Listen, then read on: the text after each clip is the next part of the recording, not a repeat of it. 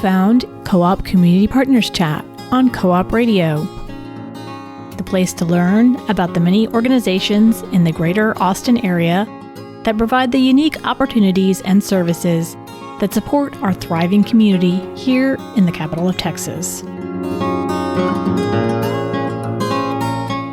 The views expressed here are not necessarily the views of Co-op Radio or its board of directors, volunteers, staff, or underwriters.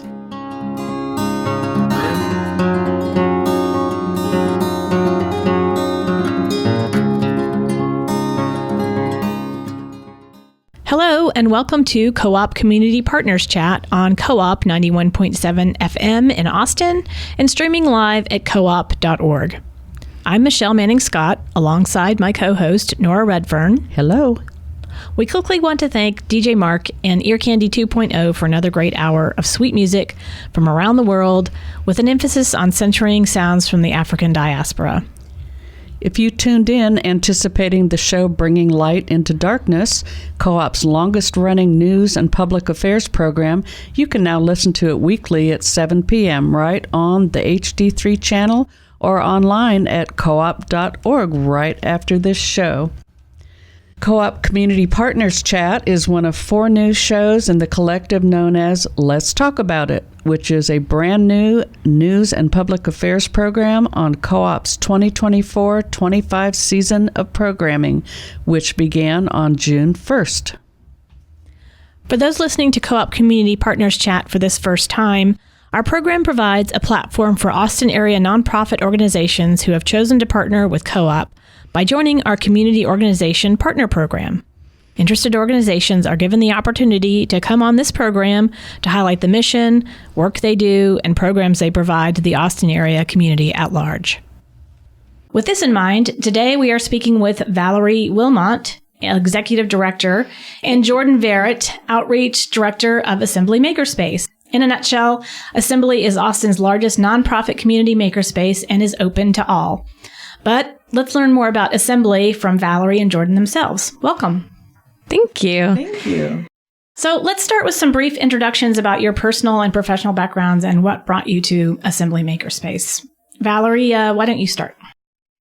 So my background is kind of all over the place. Professionally, I, studied psychology and sociology and fine art in college. I worked in pharmacy for a long time. I worked in residential treatment center for children, and I'm a software engineer now. So I'm all over the place. And when it comes to kind of my maker background, it's kind of similar. I'm a little all over the place. I spent a lot of time with woodworking, but I grew up following my dad around job sites, and he's a retired stonemason, built stone monuments all over town. So I just grew up around tools and just loving the creative process and making, and stumbled my way into the makerspace and have just never wanted to leave. Well, that's interesting. Wow. How about you, Jordan? Well, let's hear about your background. Yeah, so I've always been very creative. Growing up, I focused more on sculpture and pottery, ceramics. And then I went to school and I got degrees in fashion merchandising and political science. And then I came here to Austin, and before that, I had no experience with a makerspace and I did not know what it was. But once I found it here, I started getting really involved, became very passionate about it, started teaching classes, and then from there, moved into outreach coordinator and then director of outreach. And I'm proud to serve on the board now as well. Great. Oh, interesting. You both have great stories there. We'll get a little bit more into kind of what creativity you do there, but kind of wanted to circle back to an introduction of the Asmbly Makerspace, exactly kind of what it is and how it came to be, some history. I don't know which of you wants to dive into that, or you both want to kind of ping pong some stuff about it? Yeah, I can kind of start with the early days. So we started out as ATX Hackerspace, and that was formed in 2009 as an LLC. Some people got together and they were like, hey, I've got cool tools. You've got cool tools. Let's bring them all together so we can all have more cool tools. And so that organization really always had the spirit of a nonprofit and very volunteer focused, all the money that comes in goes back into the space, improving it and making it bigger and better. And when the pandemic hit, as many organizations did, we just kind of were like, whoa, we need to really rethink what we're doing and what we need to do to keep this sustainable and to help this really thrive. So I had been serving on the board already at that time for a year or so. And the rest of the board and I were like, I think it's time. Let's actually make this thing a nonprofit. We got really lucky in that Asmbly Makerspace had already been formed as a nonprofit a few years prior by some members of ATX Hackerspace. And it was just sitting on the shelf because they never got the funding to open up a facility and buy all the tools and everything. So we were able to just take that existing entity and essentially move into that and transition from LLC to 501c3 educational nonprofit. And so Asmbly officially started operations in April of 2021. As the executive director, my focus then and still today has been really opening up the space, making it brighter and more welcoming to everyone. So as we've expanded things and added new shop areas and all of that, we've, had a really strong focus on making sure that there's a lot of visibility in the space. There are no dark corners that you can end up in or closed off rooms where no one can see what's going on. And not only just from a feeling of safety perspective, but also to reinforce collaboration in the community. And we want everybody to see the amazing creative work that's going on in the space and feel like they can engage with it and walk in and collaborate. Oh, interesting. I didn't think about the whole lighting and space. And that's a thought process, I guess, that people who have been in that space would have. Anything else there, Jordan, that you wanted to add? I think Valerie did a really good job covering it and really just focusing on the safety aspect. But yeah, just making the space feel really inclusive and really accessible so that we can really offer a creative space to any adult in the area that has any curiosity. Maybe they already have skills. Maybe they're looking to build skills. Maybe they're looking to supplement some tools they already have, or maybe they're just a hobbyist. But we really want to open it up to everybody and really focus on allowing that creativity and time to play around and learn and create and to fail and to recover from that. Along those lines, that brings up for me a question about accessibility. The space, is it truly inclusive of people that might have disabilities that maybe either are visible or not visible to come in and use the space? Wheelchair friendly, it comes to mind, or people that have neurodivergent differences, things like that. What's put in place for the people like that if they've been put in place?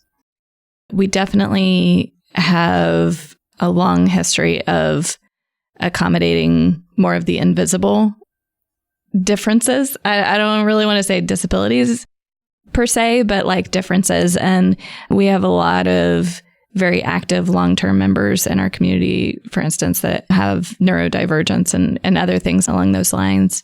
And one of the things in that regard that we are very big on is the way that we speak with each other in the community and coming from a standpoint of assuming the best in everyone and being open and accepting and just reinforcing that culture and shop harmony. When it comes to other things like wheelchair accessibility, we do have ramps getting into the building, but I would say this is an area that we definitely want to do more and do better. It's really challenging when we're talking about operating industrial grade equipment and making the way that that's set up easily accessible for that situation in particular is an especially challenging one. We did recently have someone reach out who was, I can't remember if they were hearing impaired. I think it was hearing impaired. I think you're right. Yeah. Somebody reached out who was hearing impaired, and asked the same question that you're asking us, what resources do you have? Can I still take your classes? And so from there, we did some research, we found some resources, and really our goal, whether it's in place already or not, is to accommodate where we can and make it as accessible as possible. And so we've looked into different avenues and ways of getting translators and figuring out the safest way and most welcoming way to allow anybody to be in the shop. Yeah, interesting. What comes to mind when we start talking about vision and hearing impaired people is we've got those two schools here in the city, which is unusual because obviously not every city has that. One question I had was just to talk about the different things that people are doing in the space. Mediums. The different Mediums, shop thank you. areas that we have. Yeah. The different shop areas, the different things that you do at the space. Yeah, so we currently have 6 shop areas going. So we have wood shop, metal shop, electronics, textiles, 3D printing, and laser cutting. And these are really awesome offerings. We feel like we've really built out an awesome shop and gotten a lot of awesome industrial grade tools. We recently just brought on a fiber laser, which is really exciting for our community. And we're looking to continue to grow and expand and add more shop areas as well. Can you explain that? Fiber laser, yeah. Fiber laser? Pew, pew. Yeah. It's for actually cutting through metals. So right now we have 4 lasers that are CO2 lasers, but these CO2 lasers aren't powerful enough to cut or etch through metal. And so a fiber laser is a large machine, industrial grade, needs a really safe space. It has to be protected in different ways. And so we're setting it up in a way that's safe for our members. But really what it's going to allow us to do is bring in sheet metal and cut through that and really expand our offering with precision cutting in the metal shop. Yeah, it can cut through 1/4-inch steel metal, sheet metal. And the way that it does it is the same as our CO2 lasers, where essentially you design something in software like Illustrator or whatever vector graphic software, and the laser follows those paths of the design that you created and precisely cuts that out. And fiber lasers are notorious for clean edges on their cut lines and very precise cut lines. So it is a really cool tool. It's got a 5-foot by 10-foot bed. I'm not sure how much a 5-foot by 10-foot 1/4-inch steel sheet of metal would weigh, but technically you could bring that in and cut it there. So does that start with somebody saying, I'd really like to do some blah, blah, blah steel cutting, and then, okay, let's work on getting that machine? Is that how it works? I mean, how do you know Somewhat. So one way that we keep a pulse on kind of the community desires is our online community forum.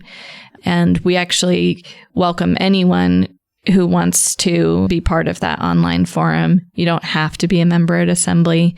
So if that is something you're interested in, the website is yo.asmbly.org, yo.asmbly.org.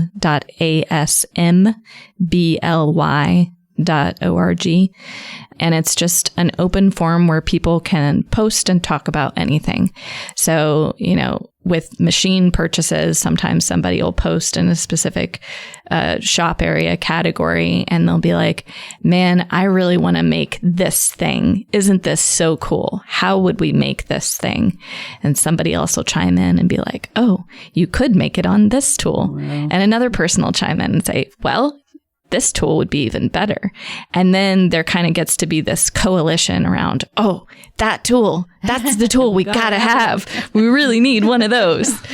And so sometimes that's how it happens. So is there somebody using that currently that you know of that's doing something, and what are they creating with it? So that one is not in operation yet because we're still building the safety structure around it. I believe it's a level 3 laser, which has certain safety requirements to make sure that anybody else in the room who's maybe not operating the laser, but can see the laser beam out of their periphery or something like that, that they're protected as well. So we're having to build a room around it and, make sure that we've got all of those safety precautions and policies in place before we can fully bring it online for members to use. Oh, wow. So did we mention how big, actually, square footage wise, the facility is? We did not talk about that yet, actually. It's 8,000 square feet right now, and it's fully air conditioned, which is a big deal. Yes, a must in Texas, Yeah. yes. Yeah, we do have some members who just come in the summer to use the work tables because their garage is not air conditioned, and they just want to work somewhere that's air conditioned. Okay, cool. So that's an interesting little And caveat. is that partly a necessity because of the machines creating heat in the building? No. It's not just a our requirement. climate? Yeah, it's really for comfort. It's not a safety requirement. But I mean, as you can imagine, 115 day out in your garage doesn't really work well if you're trying to do some woodworking. And it's really awesome to have that air conditioned space and table space and tools to work with and have everything in one space. That's also comfortable, especially in the summer. Yeah, not dripping sweat all over your wood or metal or whatever. Are there any projects going on right now that one or two of you may be involved with, or other people that you know of are doing that are really standout kind of things? So I think one of the really exciting things about Asmbly and our Viber community is that there is always something like that to talk about. We have artists who have their own studios. We have artists who have their work in the Austin airport. And that's all of our members' favorite parts of walking through the airport is getting to stop and look at that. And whether it's a gallery or a showcase or a public space like a museum or the airport or something like that, our members are always doing really amazing things and getting it out there in different ways. Some of it is product prototyping and building a robot to serve a very specific function and also be aesthetically pleasing. And some of it is just art and nature and things like that. So it's really awesome to have such a different range of what people are doing at Asmbly. So when a member is there working, do they know what they're doing, or is somebody on hand to help if they run into any questions about machinery or the process? That's a great question. So to answer that, really, we welcome everybody. So if you have no idea what you're doing, come to Asmbly, take classes, and we'll teach you on the tools. Like, for example, to use the wood shop, there's a safety class that you have to take before you're able to use that. So we're able to make sure that everybody is able to at least come in, learn about our specific tools and the safety around them, and then really go from there and explore. And then we actually have welcomed on our first full-time staff member, which is super exciting. And so we do have a front-facing, amazing person at Asmbly that is there helping out with our big goals, but also just to help out with people around the shop who do have those questions and need help. And really, aside from that, you'll always find help in the community. I mean, before having a general manager, there is people helping around all the time.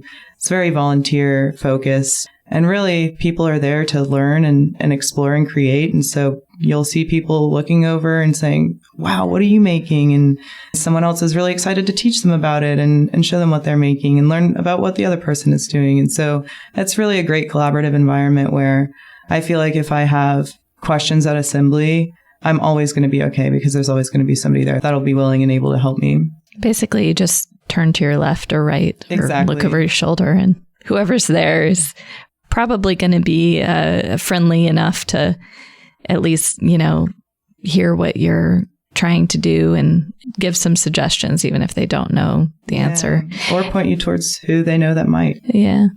And we do have 4 other part-time staff as well that are around the space a lot. So between all of our staff and the volunteers, we have volunteer shop stewards who help maintain the tools in the space. And then the members themselves, there's pretty much always someone around that's happy to help. Love it. Sounds so methodical and organized and well thought out. We're speaking with Valerie Wilmot and Jordan Barrett from Asmbly Makerspace. We need to take a short station break, but we'll be right back. Stay tuned.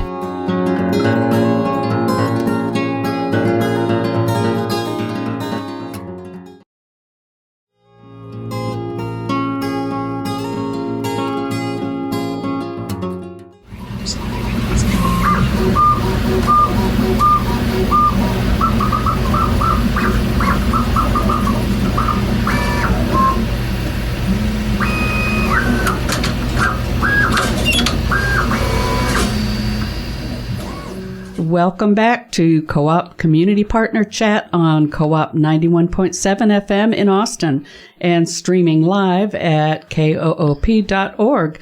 I am Nora, alongside of my co-host, Michelle. And we're continuing our conversation with Executive Director Valerie Wilmot and Director of Outreach, Jordan Barrett, from Co-op Community Organization member Asmbly Makerspace. And we just heard the sound of creativity in action that was recorded at the Makerspace. Can you identify that sound? So, yeah, this is funny because initially I was like, oh, it's that machine. Wait, no, it's that machine.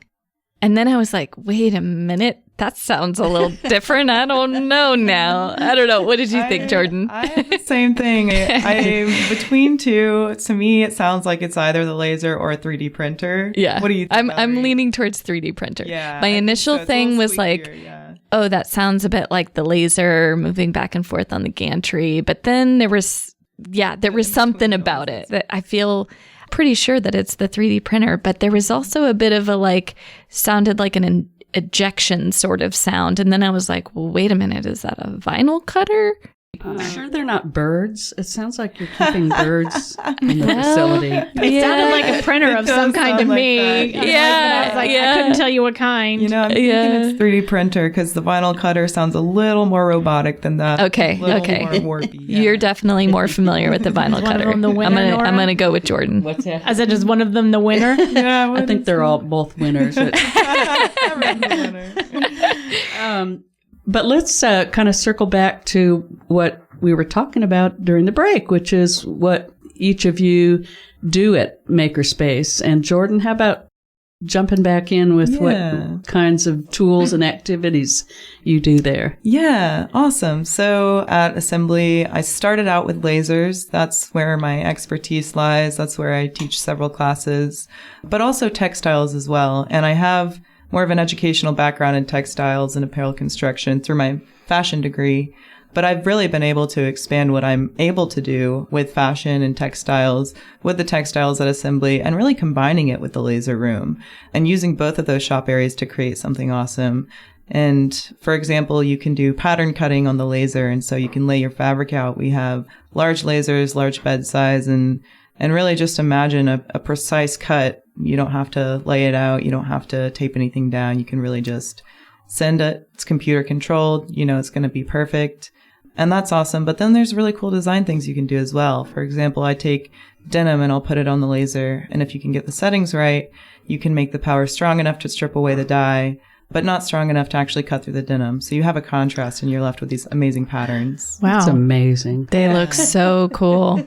I've seen some and I'm just like, wow. It's really, really You fun. didn't bring any of that with you to show us? Me showing off my creativity. Tease the listeners, wishing they were in the studio with us. Yes, it's so great. And I really think that's one of the most awesome parts about Asmbly too, is the collaboration across shop areas. So using wood shop and lasers, or lasers and textiles, or 3D printing and electronics. There are so many ways that you can combine what we have to offer. And maybe you come in looking for a specific tool or use, but you find a world of opportunities with everything we have.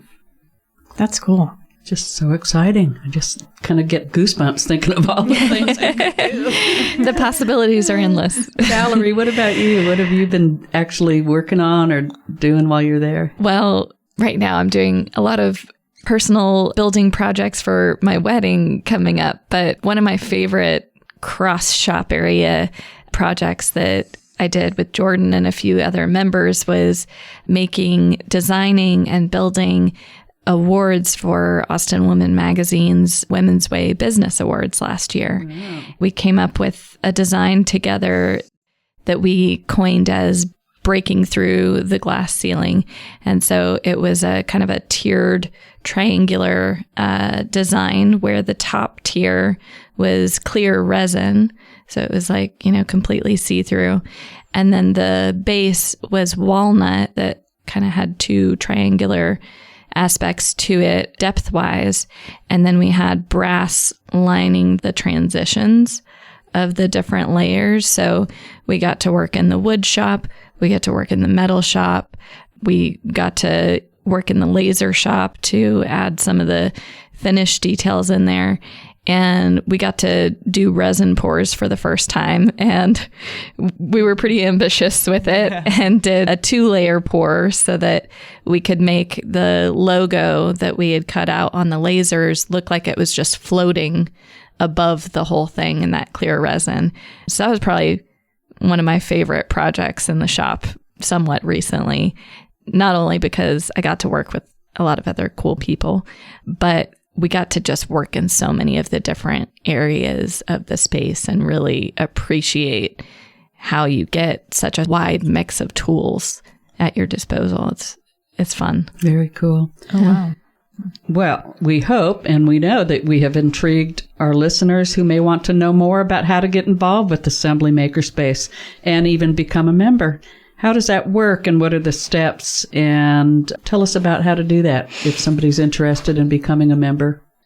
Yeah, we've got information on all of that on our website. It's asmbly.org, asmbly.org. And the first step is just creating an account in this system that we use called Neon and signing up for one of our orientation and tour sessions. There's no commitment whatsoever with those. So it's kind of just to come in, see the space, see all the different shop areas and tools that we have and learn more about what it means to be a member and what that entails. And then from there, if people like what they see and they want to join, then they would just get a membership and then take classes for whichever of the areas of the shop that they want to use. Cool. And what kind of classes are offered? We've got a lot of classes. Jordan teaches 3, 4 of them? Yeah, I teach 4 classes. We have classes across all of our shop areas, and we'll have anything from CNC, which is pretty advanced in the wood shop. What's CNC? So that is kind of similar to a laser. It's a computer-controlled system where you use a design software and you send your file, but instead of a laser beam firing it out, it'll actually use a router bit and it'll route it out. So you can get some interesting different designs that way. There's no charring like there would be on the laser. And we have a really awesome 5 by 10 foot CNC with a vacuum bed. So that is definitely a well-utilized tool at Asmbly.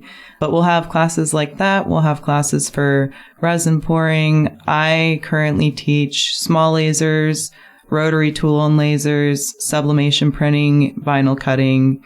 And we actually have a new rotary for our large laser, so that class now as well. Wow. Yeah. And then we've also got like welding and milling and wood lathe or metal lathe. We've got an intro to microcontrollers class in the electronics lab.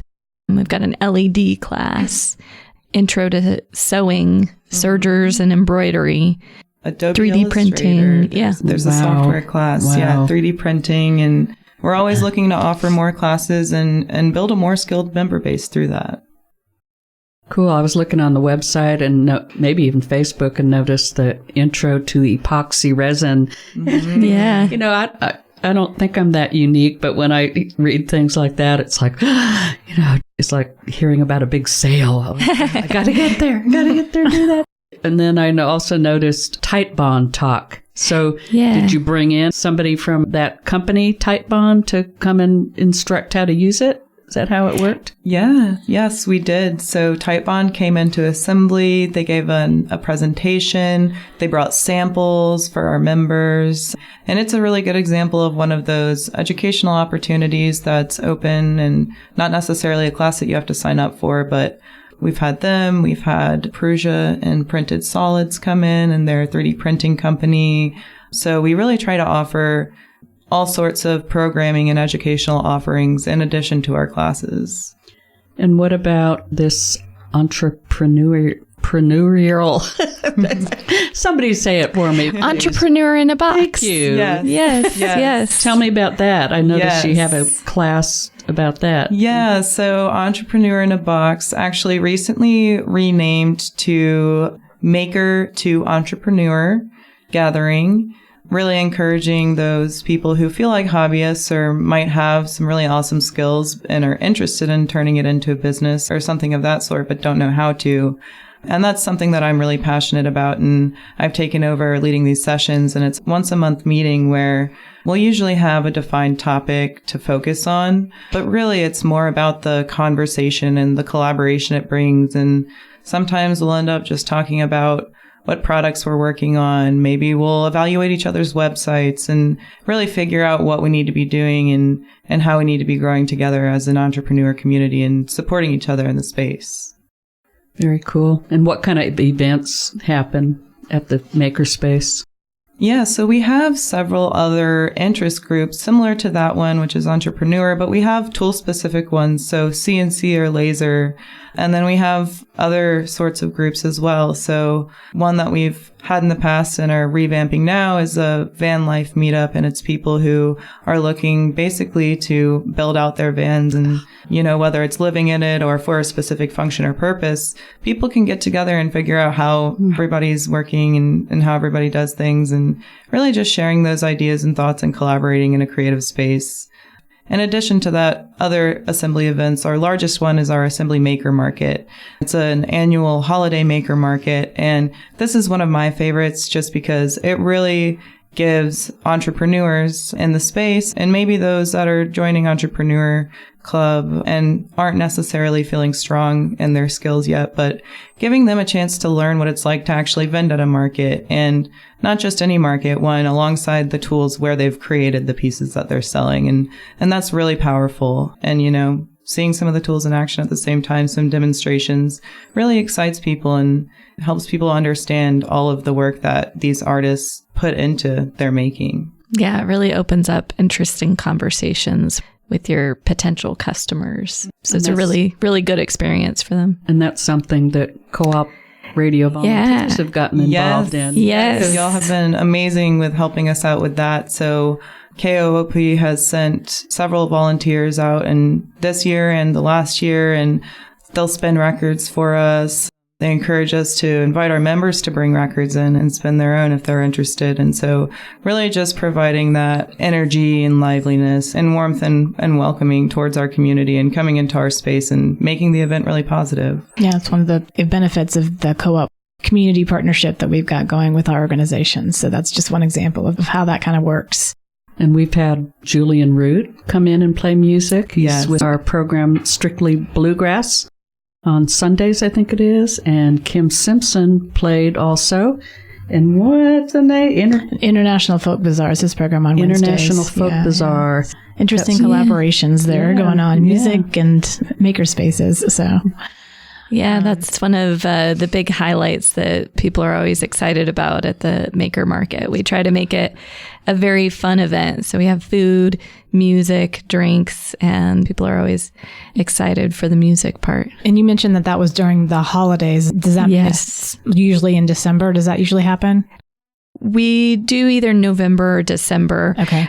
I think we're kind of planning to start aligning it with the East Austin studio tours and get onto the schedule there just to get a little bit more visibility, but also being a little bit ahead of the holiday season, I think helps with, not just getting lost in the holiday rush. Do you guys have plans to maybe expand that and have a holiday, or not a holiday, but a marketplace maybe some other time during the year and make it a kind of twice a year or even 3 times a year, expand that? Yeah, so that is something that we have talked a lot about recently, especially in terms of expanding our outreach. And so we've actually been able to get involved in other markets. We recently were involved with Flores Market at Canopy. That was really awesome. And that was really us going to support their market and really collaborate with their artists and show them who we are as well. But we'll do things like that. And we've talked about planning a spring market and continuing this because it really is a great way for people to learn about Asmbly and really learn about what you can do there. It's the most exciting part is seeing people who don't know what a makerspace is and haven't seen these tools and explaining to them how accessible it can be and everything you can make with them. One thing we always try to balance with the events that we do at the space is that we don't take too much away from our members who want to actually use the space and the tools. So we try not to do too many big events where we have to shut down the entire space and not let people use the tools themselves. But at the same time, like Jordan was just mentioning, it's also a great opportunity for people who don't know what it is to come in and see it. So try to balance all those things out. And also, I think something that Jordan a little bit touched on was just like the amount of work and volunteer effort that goes into putting on events like that. So we would like to do more. We need a bigger volunteer team. So did we talk about how many volunteers you have total? I mean, that is a good question. That is a good question. Are they called volunteers or members? Or? So members aren't required to volunteer in any capacity past what we ask, which is clean up after yourself plus 10%. And really just taking care of the space and being a good community member. But because so many people are so passionate about what we have to offer and helping others gain access to that, we have a lot of volunteers. And I think it's hard to put a number on it because we have volunteers in a lot of different capacities. So we have a specific program that we've developed called the On-Duty Volunteer Program. These are dedicated volunteers who have signed up and said, I want to work volunteer hours in exchange for membership. And so that's another way to get into Asmbly and gain a membership. If it's not a rate that you're able to afford, then we're really willing and happy to have more volunteers and people that can help maintain tools if you choose to be a steward, or just maintain other shop areas and, help out with anything that needs to be done. There's a lot of things that need to get done at Asmbly, and that, having that volunteer group to delegate those tasks to is super helpful. And then outside of that, we have people who are really interested in volunteering and say they just want to do it because they love Asmbly and they don't need that membership in exchange for that. And so, in addition to that, all of our directors are at a volunteer capacity. So Valerie and I, for example, are both fully volunteer positions. And so I think we have a lot of volunteers, and I would have a hard time putting a number on that. Valerie, what do you think? So the member question, I can tell you because we get an email every day. Today it's 436. wow. And yeah, it's definitely difficult to put a number on the volunteer aspect, especially because, as life fluctuates for people, people's volunteer capacity kind of fluctuates. And so like there's one person that comes to mind immediately where they used to volunteer extremely heavily. They don't really volunteer anymore right now, but at the same time, they are kind of in the wings. And if we reached out and said, oh, hey, can you help us with this thing? They would immediately come and do that. So if we're counting those people as well, I feel like we probably have at least 100 volunteers. Oh, yeah, definitely. Wow. Yeah. I would say at least 100 more. And you get out in the community with social hours, is that right? You meet at coffee shops or restaurants and have get-togethers? Yeah. More social? Yeah, once a month, every first Wednesday of the month, usually at about 7 p.m. We just pick a location somewhere around town. We try to balance having north and south locations to accommodate our Southie friends, even though we're a little bit more on the north side. We love our Southies. We just get together with no agenda other than getting to know each other more and hanging out. That's great. And you made a field trip to Marble Falls. Can you say a little bit about that? That was interesting. Yeah, so that was an interesting one. So we do field trips typically once a month. This is really to take our members into spaces that they would be interested in learning more about or seeing. And so we went out to Marble Falls. The maker aspect of it was focused around 3D printing. And it was actually a dental studio using resin printing to develop different mouthpieces, essentially to put in your mouth and help with sleep apnea and things like that. So showing our members what the community has to offer, but also functional ways in which these tools are used to have careers and succeed in different ways, and making advances in the medical field is really interesting. This is a good place for us to insert a break. So we are going to take a station break, but we'll be back in a minute.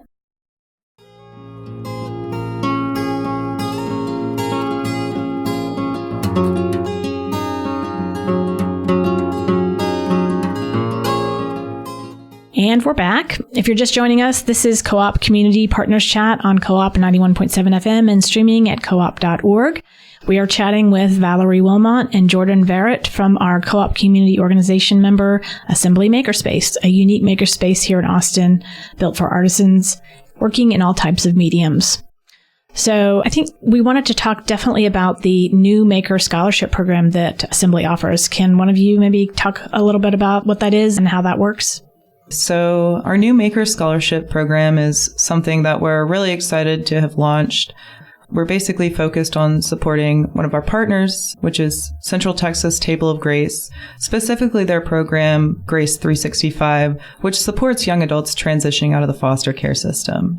And so what we've done is we've developed a scholarship program to allow applicants from partners like Grace 365 through Central Texas Table of Grace to apply and say, I want an opportunity to be a member at the space. And we've set up a program where it's a really guided opportunity where we have different leaders that are set to help these new makers out, but also where we have kind of a guided schedule and a focus of, we're going to do a class a month. We'll do a safety class and a class of your choosing. So whatever you're interested in, whoever the new maker is and whatever their passions are, we really want to focus on supporting, helping them get creative in whatever way that they want to. And so our first cohort, our new makers both actually specified that they were really interested specifically in wood shop and metal shop. So, for example, with that, we've set it up in a way where we're able to give them the safety programs and then additional classes so that they can really figure out what they're interested in making and do that and iterate and learn. And what I mentioned before a little bit, learn about failure and how that is part of the process. I think it's really crucial to understand that it's not going to go how you think it does a lot of the times with different projects. Oh, yeah. And Valerie and I have been all around, crazy project transitions and pivoting in different ways. But that's part of the fun and that's part of the creative process. And it's really important and skill building as well. And so we're really excited to provide a safe and comfortable environment where you're able to learn and make mistakes in a setting where you have guides to help you project plan and figure out cost of materials and everything like that, really from start to end. And we have it set up where during the last month, we'll have some other programs. So maybe we're going to talk about career development and what opportunities that you can have with these skills that you're building and the opportunities in Austin, fabricator, things like that.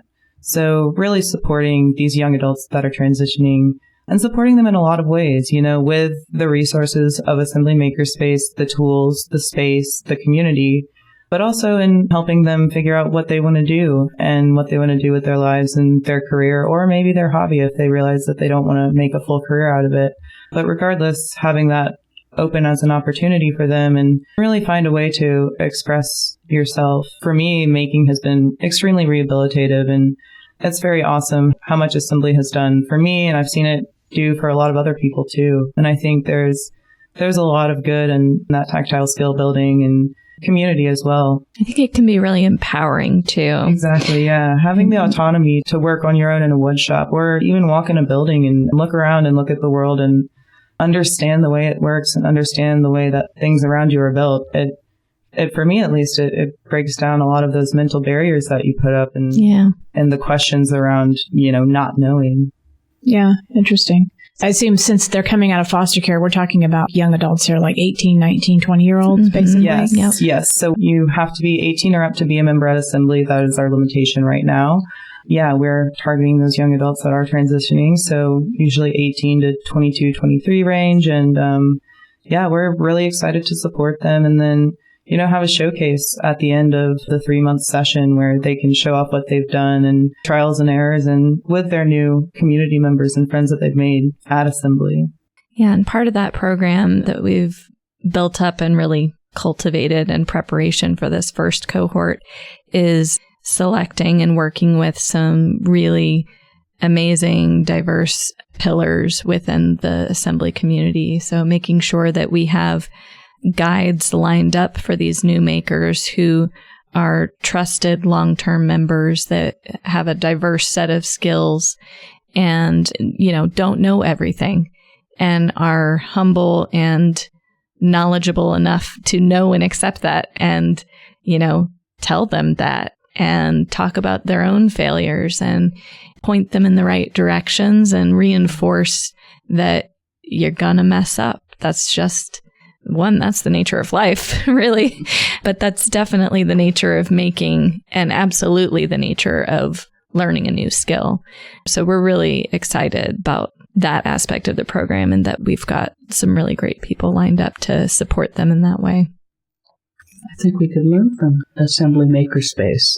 Yeah, that's great. So have you had anybody come through the program yet, or is this new? This is the very first cohort. Yeah. Okay. Yeah, so this is the first cohort. We have 2 new makers, and it is our first time doing it, so we're all learning together. But It's a really awesome experience, and I feel really, really excited that we're able to put this program on and invite more people into the space. Yeah, and we were very intentional about keeping this first group really small, too, so that we can make sure we do give them a good amount of attention and can adjust things on the fly as we're learning. It's a 3-month program. I forget if we mentioned that already. Are either of you personally involved as far as personal interaction with those young folks? Yeah, definitely. So we are both leaders of the program, and while we have the guides that Valerie was mentioning to be that one-on-one contact with them, we're involved as well. And in addition to preparing the program and seeking out applicants, we'll be there at the orientation and really along the way to help these new makers out, help the guides out, and figure out how the program works best. Cool. Do we want to segue to what's coming up? Maybe some new things? What's the future like? What's going on? I guess right now we're really focused on figuring out what we're doing with the physical space. We're in that fun time of the year where the lease is coming due. And so we're trying to figure out if we're going to get some more space or what's happening there. And we're really hoping that we can add some square footage so that we can also add some new shop spaces. So one of the areas that we don't currently have that has long been on our list is ceramics. There are several studios all over Austin, but they have very limited capacities, and many, maybe most of them have wait lists, and the price range can be pretty huge and several times what an Asmbly membership is. So, sometimes that's a factor of whether or not someone can even access it at all. So we would really, really love to be able to offer ceramics at Asmbly as well. And that's kind of, the main thing that's at the forefront right now. Of course, we're always looking ahead to our maker market in the holiday season. And that's something that we start planning many months in advance for. So those are the 2 main things right now. Is there room to expand within that building? Yeah, there is. Yeah. So the building that we're in right now is basically 6 units in a little 2x3 block. And we have an L of that. And yeah, we're hoping to get at least 1 more of those segments and have 4 instead of 3, but we'll see. Yeah, I haven't heard you talk about like glass, for example. Is that one on your list too? Yeah. So not glass blowing. Ghost Pepper Glass has that well covered, and we love to refer people there. But we would like to do like fused glass arts and some small forging type things that pairs really nicely with ceramics because you can use the kilns for both of those. And probably the next thing after ceramics, or maybe even at the same time as ceramics, having some small forging type of stuff to do more metal work, like casting metal and fun things like that. Yeah. We would love to have more offerings for jewelry makers. Okay. Yeah, that's true. Yeah. Yeah, there's a lot in that realm. Yeah, the possibilities are endless, are they not? Yes. Yes. Right. There are always more cool tools. That's one of the best parts is I feel confident that regardless of what it is that you want to do, you'll find a way to do it at Asmbly. And if you don't know how to, you'll find someone there to help you. And that's one of the most amazing parts is it really is limitless. And when we're trying to make this space really open to exploration and creativity, and through allowing a lot of hours through your monthly membership and things like that, and and trying not to kind of squash that potential of creative time and, you know, failure time and really working around and figuring out what's best. Yeah, the facility is accessible to members from 5 a.m. to 2 a.m. every day. Oh, yeah, I saw that on this. Yeah. Wow, and people are there till 2 a.m. in the morning. Yeah. Yeah, I guess that if people have a job, then they have to utilize the hours. Exactly. So, surprised you guys close at all then. It's not 24/7. Well, you know, there's not a lot of good that happens from 2 a.m. to 5 a.m. And we do want to make sure people sleep. There was a point in the history where it was 24/7 and we had people sleeping there. We had people operating machinery and okay, got it. Not good states. And there's a reason for that then. Yeah. So there is a reason for that. And, you know, one thing we also encourage members is like, you know, if you're there alone and there is no one else in the entire shop, pick and choose the activities you're doing very wisely, because these are industrial grade machines. Stuff can happen. Good point. Stuff has not happened in a very long time. But, you know, we're a very safety first organization and emphasize that to our members a lot. Well, is there anything else you want to mention, talk about here? We've got a few more minutes before we have to wrap up. I'm kind of dying to talk about what you guys like to make. And I want to throw it over to Nora, because Nora does have a background in art. I mean, she was an art teacher in her prior life. So she's really got that experience. I do not. That sounds like an art background to me. I just like to dabble. I just love learning about different materials. And when I taught art, I was so fortunate to have a great budget and not a lot of supervision. So I was able to do all sorts of lots of dabbling. Yes, and just crazy collaborations and combining techniques and lots of failures. Yeah. I would say the textiles is what interests me most. That's kind of where most of my experience is. You would love the scrap bins. Oh, yeah. That's great. We've got scrap bins in every shop area. Oh, my gosh. It's sort of a dangerous hobby. Yes, it is. As far as collecting materials and seeing the value and every little every little scrap of wood or fabric or whatever. Especially so if you're into making small things. Yes. So I make a lot of earrings on the lasers, and it can be a 1/4 inch square of material. That could be an earring, you know, like I don't want to throw it. That's a really cool little piece. I can't throw that away. So yes, I have a lot of closets full of scraps. Yes. Cool. We should probably wrap it up. So let's just let you say one more time the various places people can find out more about Asmbly Makerspace. So if you can give us the website address one more time, and if there's any social media handles that might be active out there.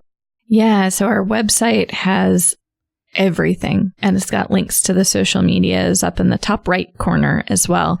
And that is asmbly.org, ASMBLY.org. We're on Instagram at Asmbly Austin, spelled the same way. And we're on Facebook. We have a YouTube channel with some videos on there. Those are the main places that you'll find us. But yeah, everything's on the website. Well, thank you so much, Valerie and Jordan. This has been really inspiring, and I'd like to come and take some classes. That'd be really cool. I've been there 3 or 4 times, just not involved as far as learning any of the techniques, but it's such an exciting place. We would love Thank to have you, Nora. If you have any project in mind or anything you want to check out, I'm happy to take you through the space and do a little project with you if you're Very interested. cool. Thank you. Thank you, Michelle. Yeah, thank you.